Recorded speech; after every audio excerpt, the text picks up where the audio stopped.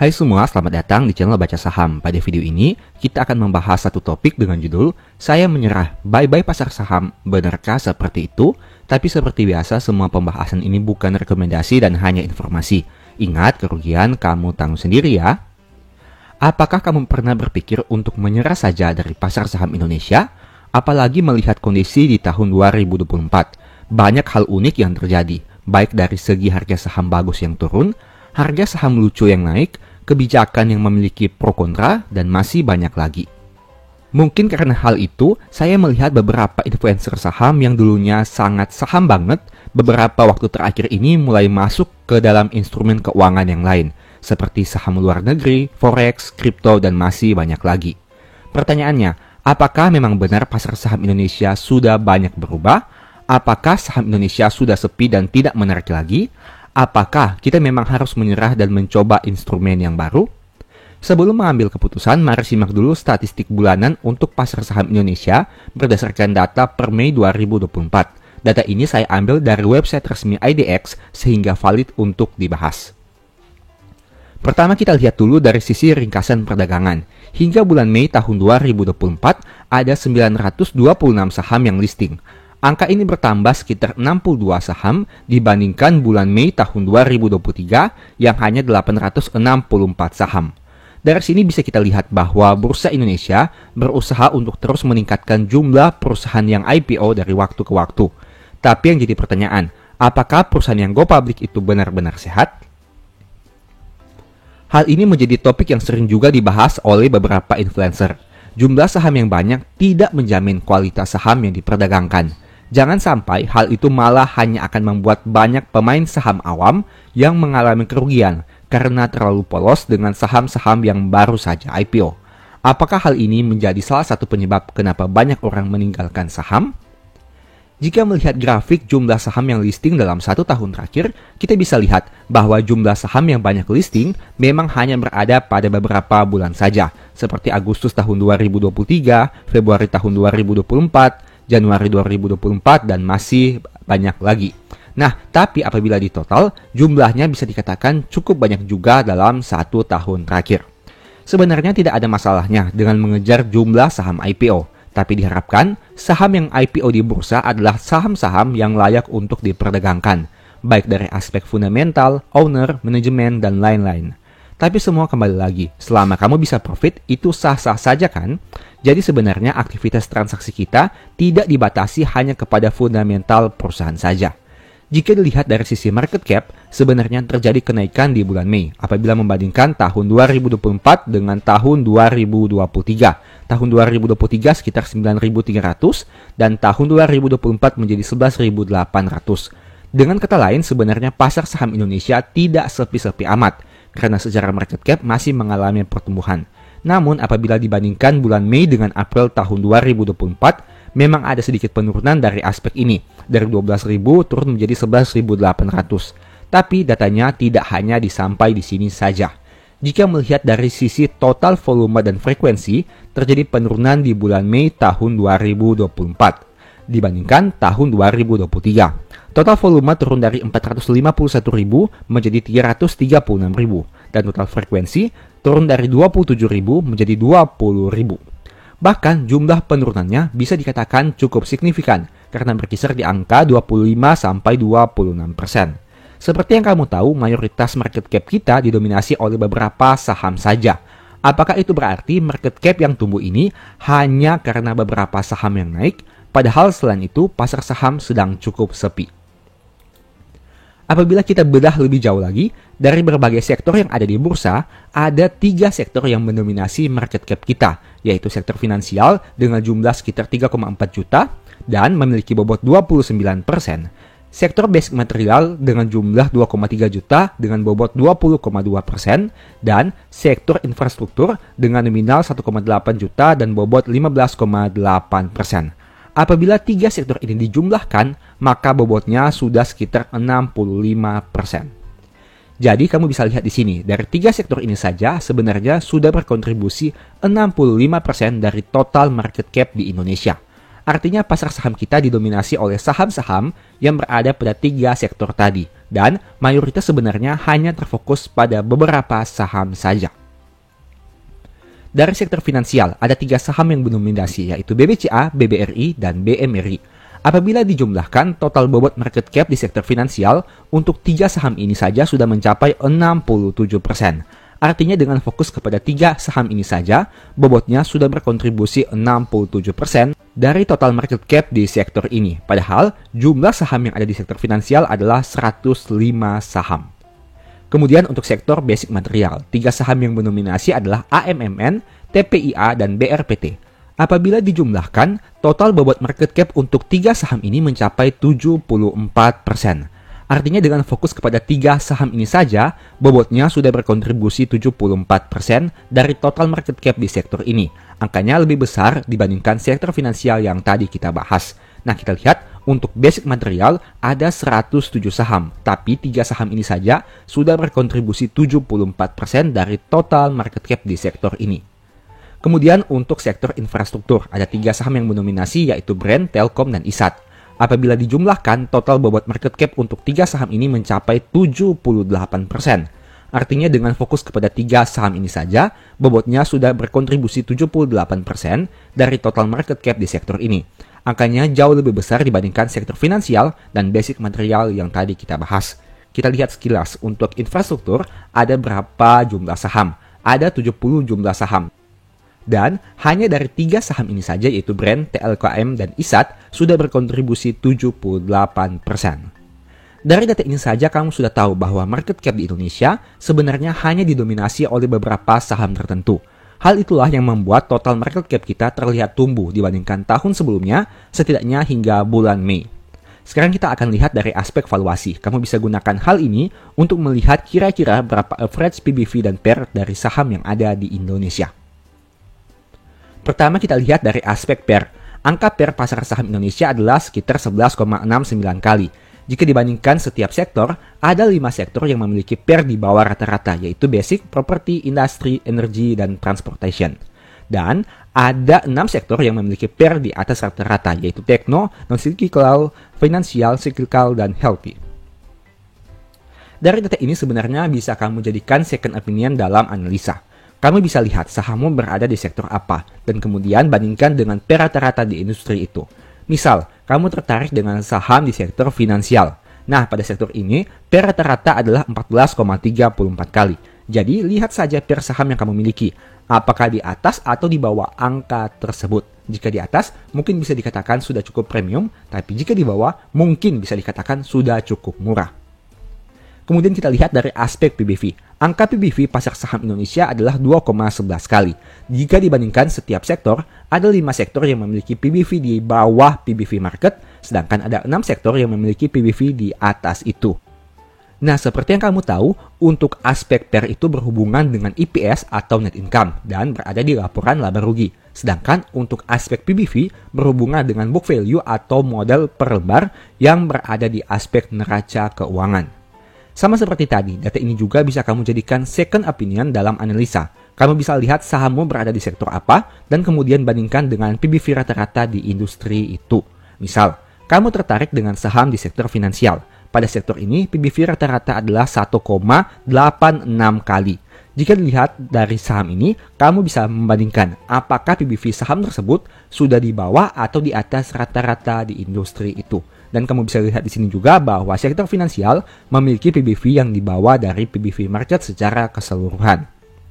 Meski kamu sudah tahu PBV dan PER rata-rata di industri itu, angka ini sebenarnya tidak bisa digunakan 100%. Kenapa? Karena untuk menentukan angka PER dan PBV yang ideal, kamu harus mempertimbangkan banyak hal juga, seperti skala perusahaan, besarnya laba yang dicapai, berapa banyak ekuitas, seperti apa brand image, dan masih banyak lagi. Logikanya, apabila perusahaan hanya menghasilkan laba 1 miliar, mungkin PER 10 kali itu terbilang wajar. Tapi apabila perusahaan menghasilkan laba 10 triliun, apakah angka PER 10 kali tetap wajar? Silahkan kamu pikirkan menggunakan logika sederhana saja. Sekarang mari kita bandingkan rata-rata nilai harian antara investor lokal dan investor asing. Dari data ini bisa kita lihat bahwa investor lokal sudah lebih tangguh dalam 1 tahun terakhir. Apakah ini berarti pasar saham kita akan didominasi oleh masyarakat Indonesia? Kita lihat saja ke depannya seperti apa. Faktanya, jika melihat kinerja saham-saham top di Indonesia, berdasarkan data di bawah ini bisa dilihat bahwa mayoritas mengalami penurunan hingga bulan Mei tahun 2024. Sebut saja seperti BMRI yang turun 14%, BBRI yang turun 12%, ASII yang turun 16%, BBNI yang turun 16%, dan UNTR yang turun 11%. Apakah ini artinya posisi market cap di Indonesia akan digantikan oleh saham-saham yang baru? Kita lihat saja nanti. Jika melihat dari kinerja indeks bursa saham global, bursa Indonesia masih mengalami penurunan hingga laporan statistik per Mei 2024. Secara bulanan masih turun sekitar 3,6% dan secara tahunan masih turun 4,1%. Posisi penurunan ini bisa dikatakan cukup besar, apalagi jika melihat posisi Indonesia berada cukup di bawah dari beberapa negara yang lain. Kita semua tentu berharap pasar saham Indonesia semakin tumbuh dari waktu ke waktu. Semakin banyak orang yang berinvestasi di saham Indonesia dan semakin banyak perusahaan berkualitas yang listing di bursa. Terlepas dari berbagai kondisi yang ada, pasar saham Indonesia merupakan salah satu instrumen keuangan yang sangat menarik. Kita harus berharap agar bursa ini semakin maju lagi dan apapun kebijakan yang diambil bisa menguntungkan seluruh pihak dan bukan hanya pihak tertentu saja. Dengan data ini, apakah kamu masih ingin terus berjuang di saham Indonesia ataukah kamu berpikir untuk menyerah? Kalau saya tentu masih ingin berjuang karena saya cukup optimis dengan pasar saham Indonesia. Bahkan, saya masih yakin pasar saham kita akan bisa tumbuh dalam 5, 10, bahkan 20 tahun ke depan. Tapi ingat, setidaknya ini berdasarkan data hingga Q1 tahun 2024. Kita harus juga lihat ke depannya akan seperti apa. Sebagai informasi, video ini merupakan lanjutan pembahasan dari video yang sudah pernah dibuat sebelumnya. Agar pemahaman kamu utuh, silahkan nonton dulu video dengan thumbnail di bawah ini. Semoga ada informasi baru yang kamu peroleh. Apakah kamu berpikir tren kripto baru terjadi di tahun 2024? Tentu tidak. Di tahun 2021, saat video sebelumnya dibuat, terjadi fenomena yang sama di mana banyak pemain saham yang pindah ke kripto. Jadi, kondisi yang muncul di tahun 2024 ini sebenarnya merupakan pola berulang yang terjadi juga di tahun 2021, seperti thumbnail yang kamu lihat pada tampilan berikut ini. Karena video ini merupakan pembahasan lanjutan dari video yang saya buat 3 tahun yang lalu, sebaiknya kamu nonton dulu video yang diupload di tahun 2021, agar pemahaman kita sama dan tidak ada gagal paham di video ini. Untuk video dengan thumbnail di bawah ini akan saya cantumkan di akhir pembahasan, jadi nonton hingga selesai. Tahun 2024 ini banyak orang sedang ramai berbicara tentang kripto. Tidak heran karena harga kripto naik sangat signifikan di tahun ini, yang tentunya memberikan keuntungan yang sangat besar kepada pemegang kripto. Apakah ini sudah waktunya untuk pindah dari saham ke kripto? Mengingat pasar saham di tahun ini seperti tidak bergerak kemana-mana, dan bahkan banyak saham besar yang harganya turun signifikan.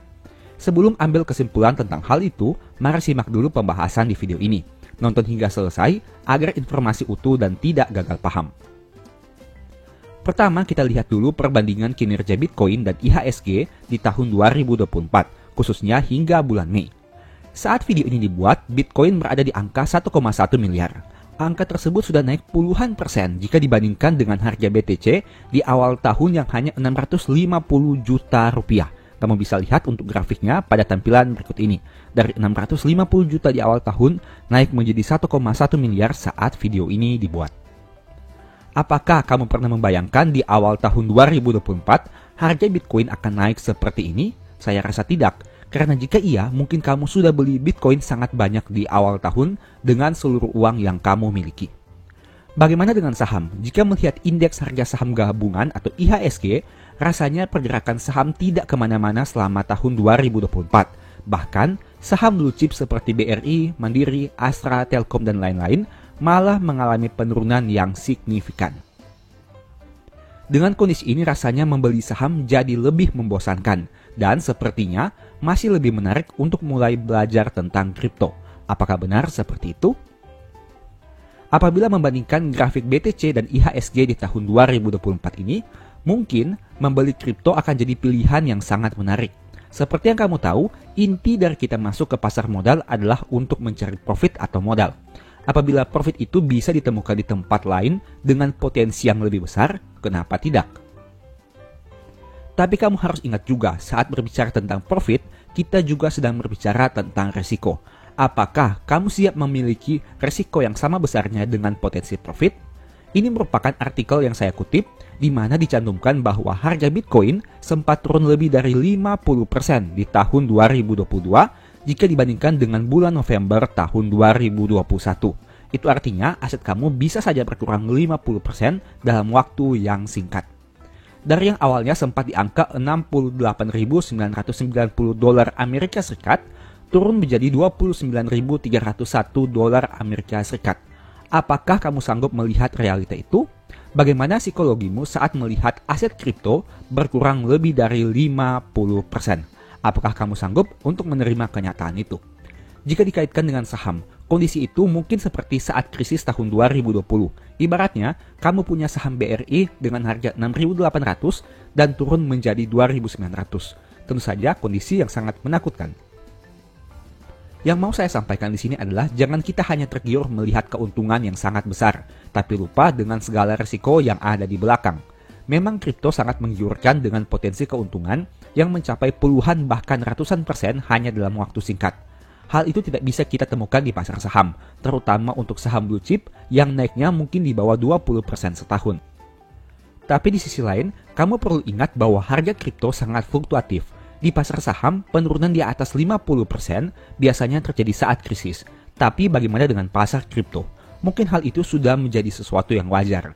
Artinya, jika kamu tertarik masuk ke instrumen ini, kamu juga harus punya psikologi yang lebih kuat dibanding melihat harga saham yang hanya naik turun di bawah 10%. Seperti gambarannya, di tahun 2021, terjadi lonjakan transaksi kripto di Indonesia. Dari yang awalnya hanya 64 triliun di tahun 2020, naik menjadi 859 triliun di tahun 2021. Artinya ada kenaikan sekitar 1.222% hanya dalam waktu 1 tahun saja. Hal ini tentu sangat fantastis. Kapan pasar saham pernah mencatat sejarah seperti ini dalam waktu yang sangat singkat? Jika dibandingkan dengan saham, kenaikan nilai transaksi dalam satu semester tentu tidak sebesar kripto. Setidaknya berdasarkan data yang kamu lihat pada gambar di bawah ini. Di sini terlihat perbedaan yang sangat mencolok. Aset yang satu mencatat kenaikan transaksi ribuan persen, tapi aset yang satu hanya memiliki nilai transaksi di bawah 10% dalam satu semester untuk kenaikannya. Nah, pertanyaannya, apakah ini berarti kripto lebih menarik dari saham? Perlu kamu ketahui, semakin cepat suatu hal naik, berarti dia juga bisa turun dengan cepat. Contohnya seperti nilai transaksi kripto di tahun 2021 dibandingkan dengan tahun 2022. Di tahun 2021 dicatatkan nilai transaksi yang mencapai 800-an triliun rupiah. Tapi di tahun 2022 turun menjadi 300-an triliun saja. Artinya terjadi penurunan yang sangat signifikan hanya dalam waktu 1 tahun saja. Apakah kamu sanggup menghadapinya? Jika dilihat di tahun 2024, mungkin kamu akan berkata di tahun 2022, kan penurunan itu hanya sementara saja, jadi kripto itu di hold saja. Lihat di tahun 2024 ini harganya naik lagi. Pernyataan itu bisa kamu katakan karena saat ini sudah berada di tahun 2024 dan sudah lihat bahwa harga kripto naik signifikan. Tapi bagaimana kondisi mereka di tahun 2022 yang belum tahu masa depan? Apakah mereka punya mental yang sama kuatnya dengan kamu yang ada di tahun 2024 ini? Ingat, saat harga turun signifikan, tentu akan lebih banyak informasi negatif dibandingkan positif. Lihat saja bagaimana kondisi informasi tentang pasar saham di tahun 2008 dan 2020 saat krisis. Apakah saat itu ada informasi positif tentang ekonomi dan pasar modal? Tentu kamu hanya menemukan banyak informasi negatif saja. Maksud yang ingin saya sampaikan di sini adalah jangan terlalu fanatik dengan satu aset. Setiap instrumen keuangan punya plus minusnya masing-masing. Mungkin kripto bisa hasilkan profit puluhan persen hanya dalam beberapa bulan. Tapi, kripto juga bisa turun puluhan persen dalam waktu singkat. Di sisi lain, mungkin potensi profit dari saham tidak sebesar kripto. Tapi apabila harga saham turun, kamu berpotensi terima dividen apabila perusahaan rutin bagi dividen. Kedua aset keuangan ini punya kelebihan dan kekurangannya masing-masing. Jadi, kalau kamu lebih tertarik di saham, silahkan. Kalau kamu lebih tertarik di kripto, silahkan juga. Tidak ada yang salah, karena pada intinya, yang kita cari adalah profit konsisten. Terserah instrumennya apa, selama legal dan aman, itu sah-sah saja. Saya pribadi juga mempelajari kripto, meskipun tidak sedetail mempelajari saham. Alasannya sederhana, karena saya lebih cocok dan memahami saham dibandingkan kripto. Tapi apakah karena saya lebih cocok dengan saham, jadinya saya membenci kripto? Tentu tidak. Saya juga punya akun kripto dan memiliki Bitcoin, meskipun jumlahnya tidak seberapa jika dibandingkan dengan portofolio saham. Tapi saya juga tidak menutup diri dengan instrumen keuangan yang baru. Selama itu sudah sah dan legal, tidak ada salahnya untuk belajar hal yang baru. Akun kripto saya lebih difokuskan untuk trading, sedangkan akun saham saya lebih difokuskan untuk investing. Alasannya sederhana, karena pasar kripto tidak memiliki jam perdagangan, alias bisa diakses 1 kali 24 jam dan 7 hari dalam seminggu. Dengan fluktuasi harga kripto yang sangat signifikan, saya lebih tertarik untuk trading di instrumen keuangan ini, meskipun nominalnya tidak sebesar aset saya di saham. Karena saya juga belum terlalu paham dengan kripto, jadinya alokasi dana yang ditempatkan di instrumen itu tidak terlalu besar. Jadi, sekalipun aset kripto saya turun menjadi 0, hal itu tidak akan mengganggu total portofolio aset investasi saya. Itulah contoh bagaimana saya membuat asset allocation untuk meminimalisir risiko di samping melihat potensi profit yang ada. Tidak perlu euforia mengikuti kebanyakan orang, tetapi jadi diri sendiri saja. Fokus kepada instrumen keuangan yang benar-benar kita pahami, tapi jangan menutup diri dengan perkembangan zaman. Dengan catatan, instrumen keuangan itu telah sah di Indonesia. Demikianlah pembahasan singkat pada video ini. Selalu ingat bahwa semua saham yang disebutkan atau instrumen keuangan yang disebutkan bukan rekomendasi dan hanya informasi. Segala risiko kerugian menjadi tanggung jawab kamu sendiri. Di video berikutnya ingin dibahas materi apa lagi? Tulis di kolom komentar ya. Sebagai informasi, channel YouTube Baca Saham sekarang ada 2. Yang pertama Baca Saham dan Baca Saham dari nol. Berikut ini beberapa list ebook baca saham. Pertama, Stock for Living, Strategi Nabung Saham, The Stock Market, dan Cara Cepat Analisa Laporan Keuangan. Apabila tertarik, chat saja pada nomor WA yang ada. Sekian video ini, semoga bermanfaat. Thank you.